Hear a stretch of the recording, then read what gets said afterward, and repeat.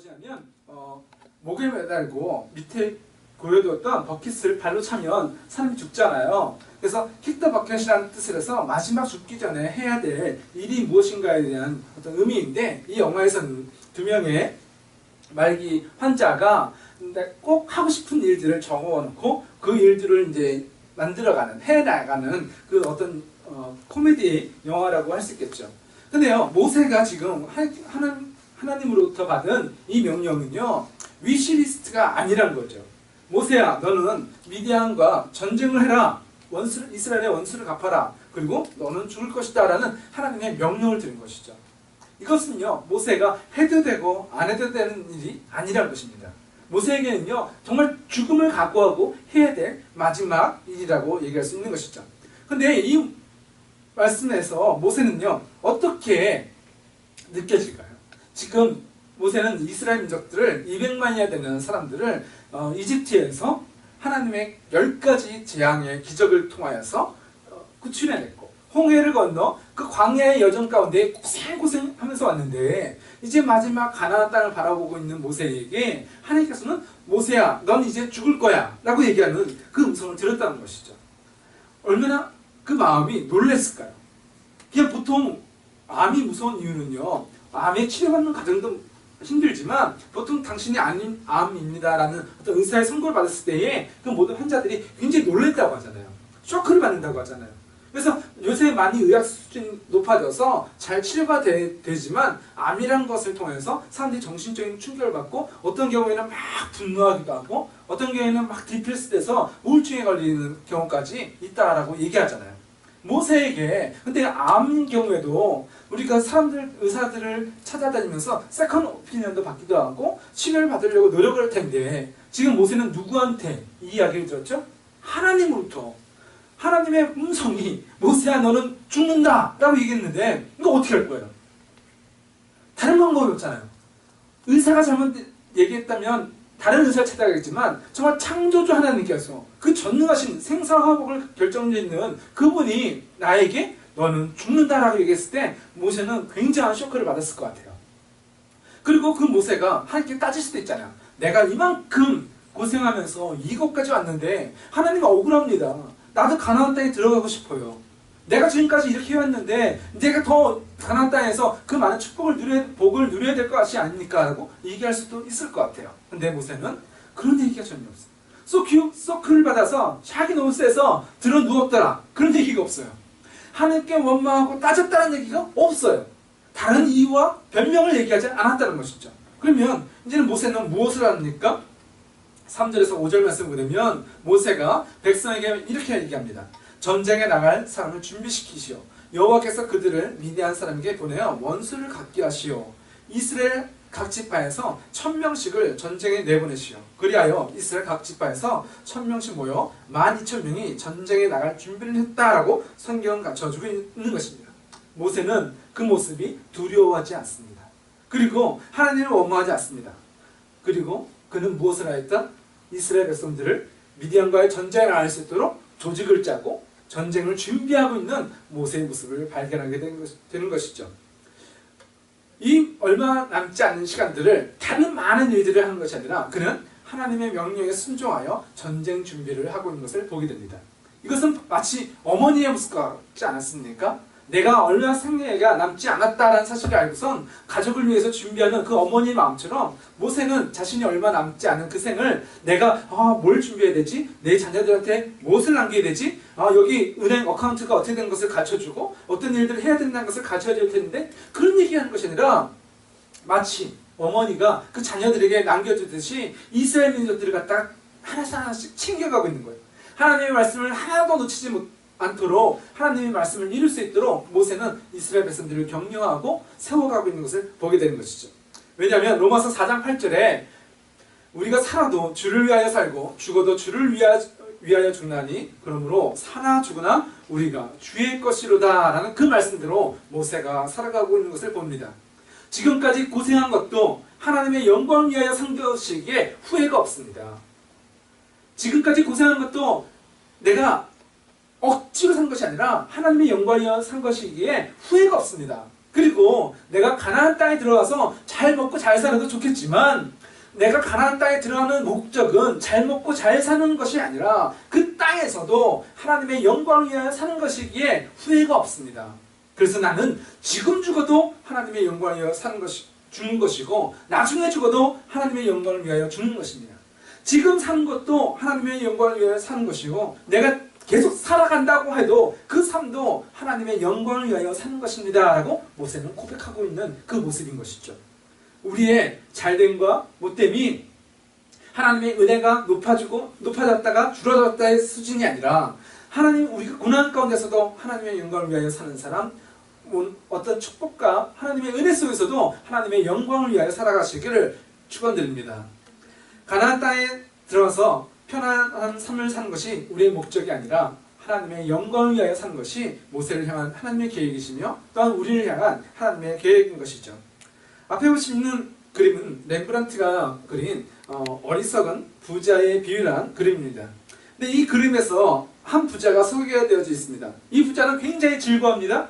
내가 많은 소득을 가졌으니 이제부터 이것을 저장해두고 그 저장한 물건들을 내가 계속 쓰면서 살리라 라고 얘기하는 거예요.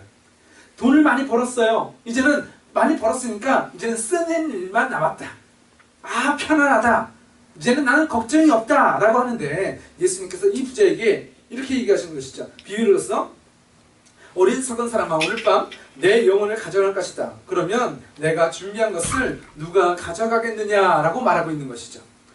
이 부자가 많은 것들을 모아두었지만 하나님께서 이 영혼을 데려가신다면 이 남아있는 재산들을 누가 쓰겠느냐라고 말씀하고 계신 거예요. 이 부자의 그림이 참 재밌다고 얘기합니다. 이 그림을 설명해보면 안경을 쓰고 부자가 지금 돈을 세려고 하고 있어요. 그리고 내 재산 목록에 기록되어진 많은 책들이 있죠. 근데 이 부자의 모습 속에서 마치 우리와 같은 모습들을 발견하라라고 말씀하고 있는 것이죠. 어리석은 자야, 오늘 밤에 네 목숨을 가져간다면 네가 쌓아둔 네 모든 재산이 누구 것이 되겠느냐. 우리가 이 땅에 소망을 두고 살아갈 때에 그것을 즐기려고 하지만 하나님께서는 그 생명까지도 창조하신 분이 너의 인생의 목적이 무엇인지를 올바로 분별하라 라고 얘기하고 있는 것이죠. 네가 아무리 쌓아둔들 그것은 사라질 것이고 이 재물이 사라지지 않는 하나님의 나라를 바라보고 살라는 주님의 음성인 것입니다. 그렇다면 우리가 해야 될 일은 무엇인가? 우리의 사역이 하나님의 보시기에 거룩하게 우리의 모든 사역들을 정리해야 된다는 것입니다. 살아도 주를 위해 살고 죽어도 주를 위하여 사는 것인데 그냥 주님의 일을 한다고 막 하는 것이 아니라 어떻게 해야 된다? 거룩하게 하나님의 일들을 행하라라고 말씀하여주고 계신 것이죠. 민수기 31장 19절 말씀 보게 되면 여러분 가운데 누구든지 사람을 죽였거나 시체를 만든 사람이 있으면 7일 동안 진 밖에 머물러 있으십시오. 3일째 되는 날과 7일째 되는 날에 여러분은 여러분이 잡은 포로와 함께 깨끗하게 하는 의식을 해야 하오 라고 얘기하고 있어요. 지금 모세는 전쟁에 나간 군인들에게 이야기를 하는 거예요. 전쟁은 어떤 것이죠? 사람을 죽이는 거잖아요. 우리 나라와 사람과 사람이 전쟁 속에서 내가 많이 죽이는 것이 승리잖아요. 그래서 이스라엘 민족들에게 이제는 미디안과의 전쟁에서 승리하라고 말하면서 그 전쟁을 갔다 온 군인들을 뭐라고 하는 거예요. 야, 너 사람 죽였지? 너 들어오면 안 돼. 정결케 하는 의식을 치러야 돼. 라고 얘기하는 거예요. 사람을 죽였으니까, 시체를 만졌으니까 넌 부정이었어. 넌 들어올 수 없어. 라고 얘기하는 거예요. 아니, 내가 전쟁에 나가서 사람을 당연히 죽여야지. 나 용감하게 싸운 거잖아요. 그죠? 내가 해야 될 일을 한 거잖아요. 그런데 안 된다는 거예요. 해야 될 일인데도 불구하고 어떻게 해야 된다? 씻어야 된다는 거예요. 깨끗해져야 된다는 거예요. 하나님 보시기에 우리가 변명할 것이 없어요. 하나님, 나는 열심히 했는데 어떤 문제가 생겼습니다. 아니요. 하나님, 난 최선을 다했는데 나는 이런 싸움이 생겼습니다. 하나님의 영광을 위해 하다 보니까 내가 이런 잘못을 했는데 하나님이 책임져 주세요. 그게 아니라는 거예요. 어떤 일이든지 하나님의 영광을 위하여 한다고 하면서도 우리가 했던 모든 잘못된 것들을 하나님 앞에 회개하고 돌이켜야 된다라고 얘기하고 있는 것이죠. 왜요? 하나님의 나라는 거룩한 나라이기 때문에. 하나님은 거룩한 분이시기에 우리의 모든 삶의 행동들도 거룩하게 지켜가야 된다라고 얘기하고 있어요. 어쩔 수 없었습니다? 아니요. 변명할 수 없다는 것이죠. 20절부터 23절 말씀 보게 되면 옷을 씻으라 말씀하시고 또한 나무로 만든 것들도 다 깨끗하게 씻으라 말씀하십니다. 그리고 22절 말씀 보게 되면 타지 않는 것들은 불에 던져 넣어서 그것을 거룩하게 만들라라고 얘기하고 있는 것이죠. 타지 않는 것들은 불에 던져 넣고 깨끗하게 물로 다시 씻으라라고 얘기하고 있는 말씀을 가르쳐주고 있는 것입니다. 이 말씀이 저는 성령의 불로 우리가 거룩해져야 된다. 주의 십자가의 보혈로 우리가 씻어야 된다는 그 말씀이 우리 안에 있는 것이죠. 우리가 주님 앞에 하나님 앞에 서려면 다른 어떤 의론, 하나님 나 이만큼 했습니다, 하나님 나 이거 잘했죠 라고 말할 수 있는 것이 아무것도 없는 거예요. 모든 사람은 죄로 말미암아 하나님의 심판 안에 놓여 있으니 너희 모든 행동과 생각과 지은 죄들을 예수 그리스도의 피로 씻고 거룩함을 입어 하나님 앞으로 나아가야 된다라고 우리에게 가르쳐 주신 것입니다. 우리가 죽기 전에 모세는 그 모든 일들을 정리하는데 어떤 일을 하라고? 미디안과의 전쟁을 준비하라고, 그리고 이스라엘 백성들을 거룩하게 만드는 일들을 하고 있는 것입니다. 세 번째, 하나님의 사람이 해야 될 일은 무엇이냐면 하나님이 주신 은혜를 나누라라고 말씀하고 계시는 것입니다. 민수기 31장 26절과 27절 말씀을 보면 너와 제사장 엘르아살과 모든 무리의 지도자들은 사로잡은 사람은 물론 짐승과 빼앗은 물건을 세워라. 그래서 그것을 전쟁에 나갔던 군인들과 나머지 백성에게 절반씩 나누어 주어라 라고 얘기했어요. 이스라엘 민족들이 미디안과의 전쟁에서 큰 승리를 했습니다. 그 당시에 전쟁은요, 나라와 나라의 전쟁이고 부족과 부족의 전쟁이어서 그것을 승리한 나라가 그 진 나라의 모든 물건들을 빼앗아 오는 거예요. 그러면 이스라엘 민족들이 승리를 했으니까 많은 물건들을 가져왔을 거 아니에요. 그러면 내가 싸워서 받은 거니까 이건 누구 거예요? 전쟁에 났던 사람들일 거잖아요. 그런데 하나님께서는 전쟁에서 가져온 사람들뿐만이 아니라 군인뿐만이 아니라 전쟁에 나가지 않는 사람들에게도 그 물품들을 다 나누어 주어라 라고 얘기하고 있는 것입니다. 세상은 경제 원리는 이것입니다. 내가 일했으니 내 것입니다. 내가 번 것이니까 내 소유입니다. 내 소유니까 내 마음대로 하겠습니다. 이건 내 건데 왜 줘야 돼요? 라고 얘기하는 것이죠. 그 원리는 지금에 있어서는 공평하다, 민주주의라고 얘기하겠지만 성경은요, 민주주의를 이야기하는 것이 아니라 하나님의 것이기에 하나님의 은혜를 나누어 주어라 라고 얘기하고 있는 것이죠. 28절과 29절 말씀을 보게 되면 너 전쟁에 나왔던 군인들의 몫에서 또한 여호와께 바쳐야 할 것을 따로 떼어 놓아라. 여호와의 것은 사람이든 소든 낙이든 양이든 염소든 모든 것의 500분의 1이다. 이것을 군인들의 몫인 절반에서 떼어 제사장 엘레아살에게 주어라. 그것이 나 여호와께 바칠 거제니라 라고 얘기하고 있어요. 공평하게 나눠주어라. 다른 사람에게도 나눠주어라 라고 얘기했고, 너희가 가진 것을, 그 은혜를 어떻게 하라? 하나님께 영광을 돌려라 라고 얘기하고 있어요. 아, 이건 무슨 소리입니까? 이건 내가 열심히 목숨 걸고 싸워서 뺏어온 것인데 이건 내 겁니다 라고 얘기하는 것이 아니라 너희가 목숨 걸고 뺏어온 그것을 누구에게? 하나님께 드려라 라고 얘기하고 있는 거예요. 나의 나된 것은 내 노력, 내 의지로 된 것이 아니라 하나님이 주신 은혜이기에 너희 받은 것들을 하나님께 영광을 돌리는 삶을 이야기하고 있는 것이죠. 우리가 죽기 전에 해야 될 일이 있는데, 이것은 위시리스트가 아니라 우리가 머스트 투도 해야 될 일이 있는데 하나님께 영광 돌리는 삶을 가르쳐주고 있는 것이죠. 30절에 그리고 백성의 몫인 절반에서는 사람이든 소든 낙이든 양이든 염소든 모든 것의 50분의 1을 떼어서 여호와의 성막을 지키는 레위 사람에게 주어라 하고 이야기하고 있습니다. 레위 사람들은 전쟁에 나가지 않죠. 그들은 성막을 지키는 하나님의 일을 하는 사람들이잖아요. 근데 그들에게도 하나님의 그 전쟁에서 얻은 것들을 나누어 주어라 라고 얘기하고 있는 것이죠. 주의 종에 대해서 하나님께서는 그들을 섬기고 그래도 하나님의 은혜를 나누어 줄 것을 얘기하고 있는 것입니다. 하나님께서는 이 땅 가운데에 하나님의 은혜들을 베풀어 주십니다. 그리고 그것에 대하여 우리가 감사하고 나눌 수 있고 나의 몫을 챙기는 자들이 아니라 하나님의 은혜를 더욱더 풍성하게 하는 자들로 살라라고 얘기하고 있는 것이죠. 모든 회사나 기업 속에 이런 얘기 참 많지 않습니까? 낙하산 인사.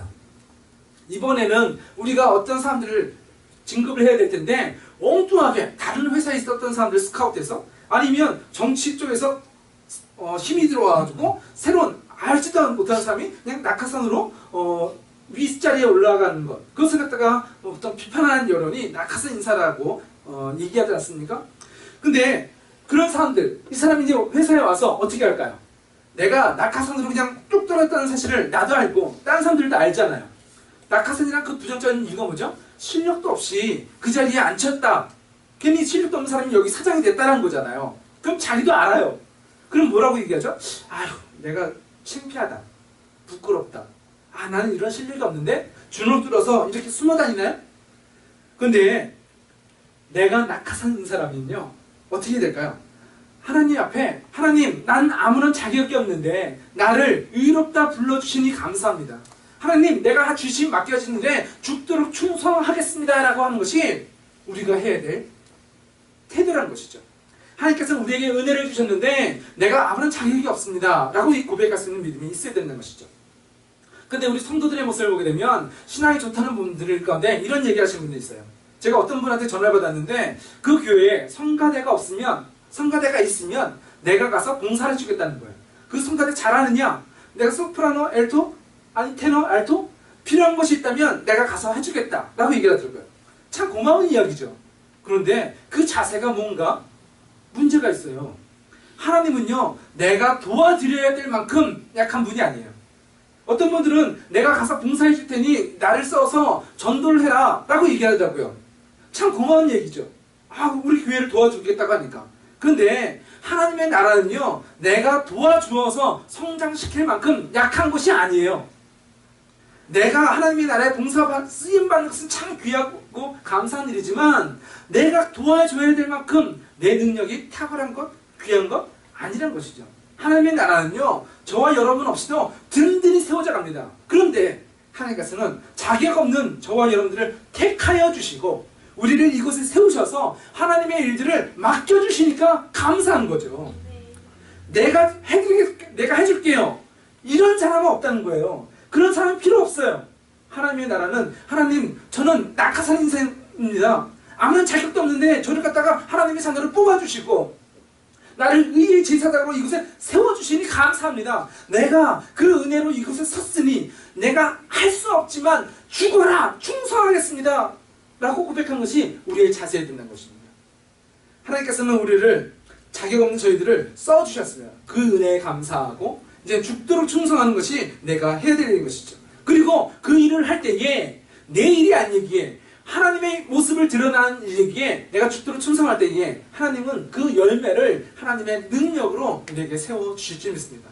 베드로가 오늘 오전에도 말씀드렸듯이 그가 설교할 때 3,000명의 사람들이 회개하며 돌아왔다라고 얘기합니다.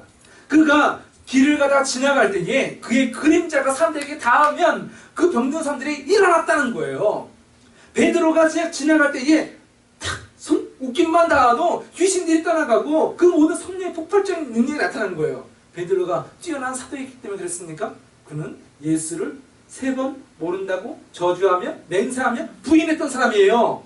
그런데 그가 하나님의 사도로 쓰임 받으니까, 그 자격 없는 배신자가 하나님의 사도로 세워지니까 그의 발걸음에 하나님의 능력이 나타난 줄 믿습니다. 저와 여러분은 자격 없는 사람입니다. 그러나 예수 그리스도로 말미암아 오늘 우리가 이곳에 서 있는 것은 낙하산 인사예요. 불공평한 하나님이에요. 근데 그것을 다른 말로 뭐라고 얘기해요? 하나님이 우리에게 주신 은혜라고 성경은 가르쳐주고 있는 것이죠. 우리가 은혜 받은 자이니 감사합시다. 우리가 하나님의 부름받은 자이니 이제는 주님 앞에 그 부르심에 후회가 없으시도록 죽도록 충성하며 나아가시기를 축원드립니다. 그리고 이제는 그 일에 하나님께서는 우리에게 하나님의 영광, 하나님의 능력을 담아서 우리를 사용하여 주시고 모세를 통하여서 너희가 그 받은 것들을 내 것으로 여기지 아니하고 나누어 주고 하나님께 영광을 돌리고 하나님의 영광, 은혜를 드러내는 사람으로 살라 하셨듯이 우리가 이 세상의 영적인 전쟁 가운데에 나아가 승리하며 그 모든 승리를 주님께 영광 돌리며 모든 사람들에게 나눠주는 저와 여러분이 되시기를, 죽기 전에 이 사명을 감당하는, 그리고 하나님의 사용 가운데에 죽어도 주를 위하여 죽고 살아도 주를 위하여 사는 저와 여러분이 되시기를 부탁드립니다. 기도하시겠습니다.